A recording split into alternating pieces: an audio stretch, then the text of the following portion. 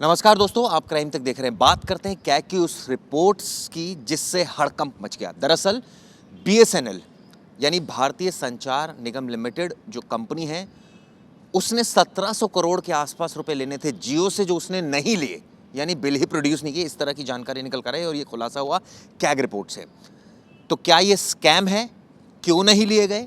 क्या बाद में लेने थे? ऐसी तमाम चीज़ें, सवाल है जो अब उठ खड़े हुए। दरअसल एक 10 साल की एक ये ड्यूरेशन है जिसमें ये बताते हैं करीब 1700 करोड़ का ये रुपए थे जो कि बीएसएनएल ने यानी सरकार ने लेने थे जियो कंपनी से, लेकिन नहीं लिए गए प्रवेश।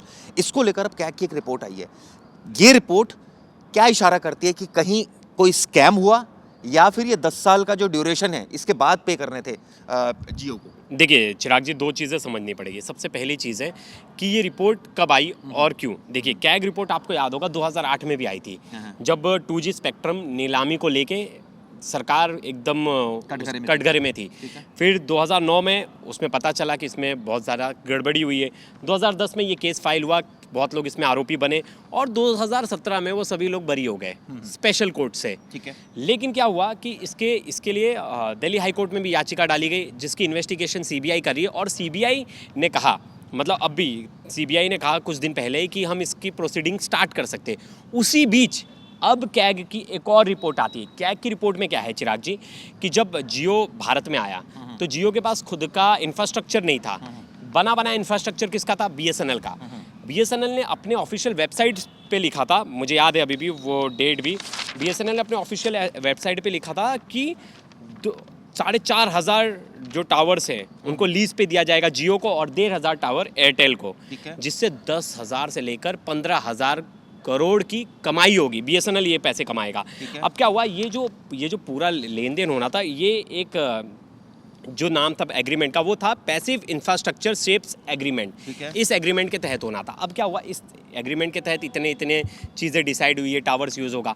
अब क्या हुआ, इसमें जियोज़ ने, मतलब कैग की रिपोर्ट का कहना है कि जियो ने ना इसमें बहुत सारे एडिशनल वो लिए, एडिशनल इंफ्रास्ट्रक्चर यूज़ किया। जैसे आप गए हो किसी होटल में, एक नॉर्मल व्यूअर्स को समझाने, आप गए हो किसी होटल में, आपने दाल पूरी खाया, उसके साथ उसने गुलाब जामुन भी दे दिया।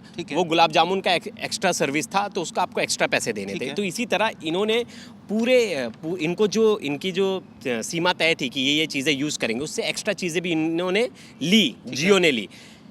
अब उसका 10 साल का जो खर्चा था ना, वो 1700 करोड़ था, 1700 करोड़ था। और वो पैसे 10 साल में वसूले ही नहीं बीएसएनएल ने। क्यों? अब ये जो है, ये क्या भूल गए या जानबूझकर वसूले नहीं गए? क्योंकि चिराग जी, ये एक तरह का लीज था।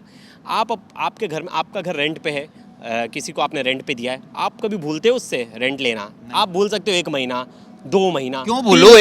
मैं बोल रहा हूँ बहुत बड़े आदमी हो, आप लंदन में रहते हो, 3 महीना, 4 महीना, 5 महीना भूल सकते हो। यार कोई 10 साल कैसे भूल सकता है? इतनी बड़ी मिस्टेक कोई कैसे कर सकता है? ये मिस्टेक है या जानबूझकर ये चीज़ें की गई हैं? ये सवाल तो अब टेलीकॉम डिपार्टमेंट को देना है, बीएसएनएल को देना है। और क्या ये कैग रिपोर्ट पर कोई आगे इंक्वायरी होती है या नहीं होती है?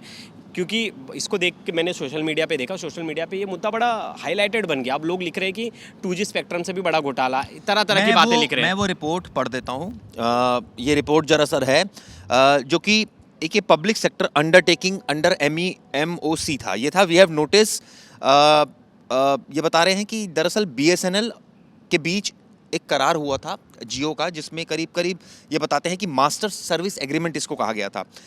और इसमें कहा गया था कि BSNL did not bill it for additional technology used on BSNL shared passive infrastructure, resulting in loss of करीब 1700 करोड़ का लॉस हुआ जिससे।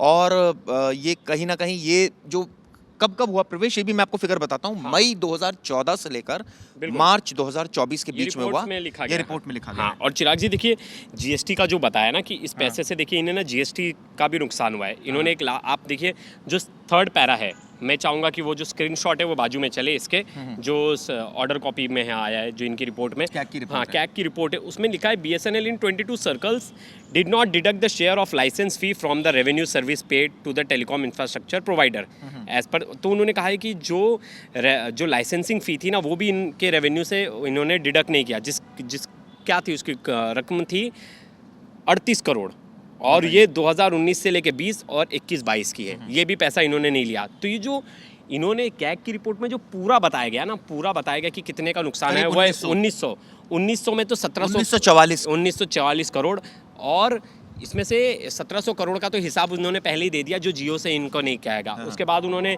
फिर एक जगह 5 करोड़ का बताया जो जीएसटी, इन्होंने loss of account of GST input credit, वो 5 करोड़ का नुकसान।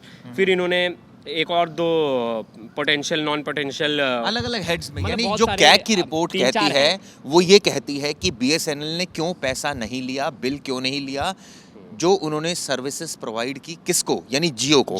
सवाल ये उठता है, जियो के इस समय करीब करीब 44 करोड़ व्यूअर्स हैं, यूजर्स हैं, और ये भी कहा जाए 40 करोड़ के आसपास है, के आसपास, और बीएसएनएल के हैं 9 करोड़। हाँ, और बीएसएनएल तो अभी 4G पे ही चल रहा है, 5G का उनका चल रहा है आगे। तो ये जियो कब आया था? करीब 2015 में जियो आया था। जियो की लॉन्चिंग 2015 में हुई थी, और तभी ये एग्रीमेंट हुआ था, क्योंकि जियो के पास खुद का इंफ्रास्ट्रक्चर नहीं था, एयरटेल के पास भी नहीं था। एयरटेल ने भी बहुत सारा जो इंफ्रास्ट्रक्चर है वो बीएसएनएल से ही लिया। इंफ्रास्ट्रक्चर बोले तो जो उनका टावर सिस्टम है वो इन्होंने ऑक्यूपाई किया था स्टार्टिंग में अपनी वो बढ़ाने के लिए।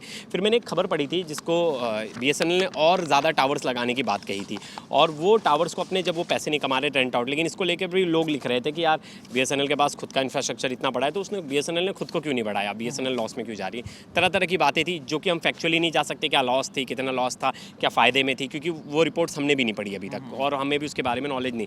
लेकिन इस जो मेन सवाल है, क्या ये सच में ये कोई गलती है, या जो लोग लिख रहे हैं इसको स्कैम है? लेकिन ऐसा भी हो सकता है, हाँ, मैं उसी पे आ रहा था। थर्ड पॉइंट है, ऐसा भी हो सकता है अभी 20 साल की इनकी एग्रीमेंट है, क्या पता इन्होंने डिसाइड किया हो अब भी भरेंगे, या इतना अमाउंट एक साथ भरेंगे। 1700 करोड़ रुपए जियो के लिए देना कुछ भी नहीं। जहाँ चिराग जी 10,000 करोड़ की बातचीत चल रही है, तो मुझे नहीं लग रहा इतनी छोटी गलती करेंगे। और वो अगर उनको बिल जाता तो ये गलती होगी भी तो जियो की गलती नहीं होगी, ये गलती किसकी होगी? बीएसएनएल के एम्प्लॉइज़ की, बीएसएनएल टेलीकॉम डिपार्टमेंट की गलती होगी ना। बिल तो उन्होंने जनरेट नहीं किया, तो जिम्मेदारी तो उनकी बनती है। बात ठीक है, लेकिन सवाल ये उठता है ना कि अगर आगे पेनल्टी लगा के दे सकते हैं, कोई बहुत है कि ह्यूज अमाउंट नहीं है, आगे लगा के पेनल्टी लगा, हाँ, उनके लिए कोई ह्यूज अमाउंट नहीं, आगे पेनल्टी लगा के, इस पे पेनल्टी लगा के इसे अमाउंट के वापस इंट्रोड्यूस कर सकते हैं कि इतनी नहीं दिए कि। और ये कैग की रिपोर्ट है, क्या पता टेलीकॉम अब इस पे जवाब दे, उन्होंने बोला नहीं हमने हमारे हिसाब से ये सही है, ये चीज़ यहाँ मैनेज हुई है। नहीं, जो इस तरह की रिपोर्ट्स आती है, खासकर अगर कैग की रिपोर्ट की बात करूँ, हाँ,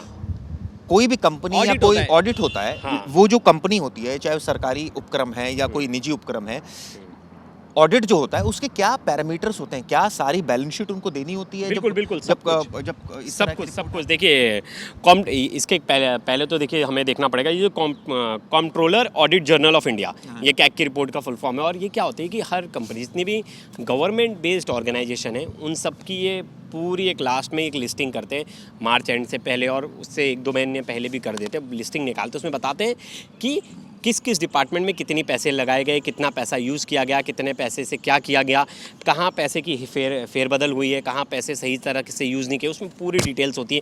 कहाँ गवर्नमेंट को लॉस पहुँचाया गया, उनके पैसे का मिसयूज़ किया गया, वो सब चीज़ इस ऑडिट में होता है। एक तरह से उस कंपनी का पूरा ऑडिट करते हैं ये। अब ये खुद की जैसे टेलीकॉम डिपार्टमेंट खुद है, तो टेलीकॉम डिपार्टमेंट खुद तो ऑडिट करता ही है, लेकिन ये है ये डिपार्टमेंट ही इसलिए बनाया गया है कि क्या पता उस डिपार्टमेंट ने कल को कोई गलती कर दी हो, फेरबदल कर दिया हो, कुछ भी कर दिया हो, तो ये इन्हीं को बिठाया ही इसलिए गया है। याद है ना आपको, 2008 में आई थी, 2009 में आई थी कैग की रिपोर्ट, जिसकी वजह से कांग्रेस को कितना बैकलैश झेलना पड़ा था उस समय। हालांकि विपक्ष अब ये कह रहा है कि ये इसको गलती मानी जाए या स्कैम माना जाए। अब ये बीजेपी की सरकार है तो इसको गलती कह रही है, अगर कांग्रेस की होती तो इसको स्कैम कहते हैं। हाँ बिल्कुल, ये बात मैंने भी सोशल मीडिया पे ही पढ़ी और सोशल मीडिया पे भी देखी, इसलिए मैं कह रहा हूँ कि अब हम वेट करेंगे, टेलीकॉम डिपार्टमेंट का इसमें आंसर आना चाहिए। कैग की रिपोर्ट पे जो बीएसएनएल का है वहाँ से भी रिप्लाई आना चाहिए, और जियो इस पे क्या सोचता है उनका भी रिप्लाई आना चाहिए। जियो इस पे क्या अपना तर्क रखता है, क्या उनका तो कहना है कि बिल जनरेट ही नहीं हुआ है तो हम पैसे क्यों दें। मतलब मुझे लगता है जो ये बोलेंगे, इस पर दोनों का रिप्लाई आता है, यानी बीएसएनएल इस पर क्या रिप्लाई देता है आने वाले वक्त में, और जियो का देता है, ये देखने वाली बात होगी। लेकिन जो कैग की रिपोर्ट है वो तो कई सवाल खड़े कर रही है। वो साफ साफ ये कह रही है कि बीएसएनएल ने बिल ही जनरेट नहीं किया, और करीब करीब सरकार को 1700 करोड़ से ज़्यादा का नुकसान झेलना पड़ा, और ये नुकसान की भरपाई करनी थी, यानी ये पैसे जो वसूलने थे वो जियो से वसूलने थे, लेकिन नहीं वसूले गए। क्यों? ये जवाब अभी तक सामने नहीं आया है। खैर, ये आपको वीडियो कैसे लगी ज़रूर बताइएगा। धन्यवाद।